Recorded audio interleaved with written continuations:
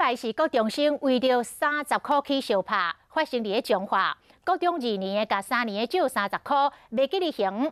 两个人深夜约去公园谈判，双方拢找人来坐镇，每一个人拢举家私。一句话讲袂下就拍起来了，安尼拍人搁喊车，拍到就送病院，甚至手指头啊都要锯掉。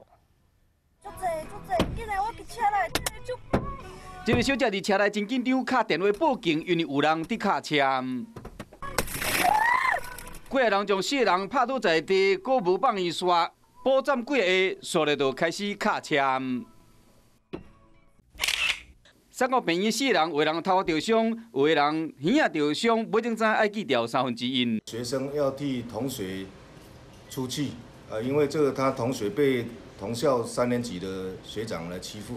警方调查，两排人马分别是国中生甲高中生。冤家的原因是一个高中生2年级的学生，甲一个3年的只有30块，未计刑尔。对方讲无刑要变5000块，双方约到公园谈判，想要到双方拢有闹人来，加起来有20个人开始就拍。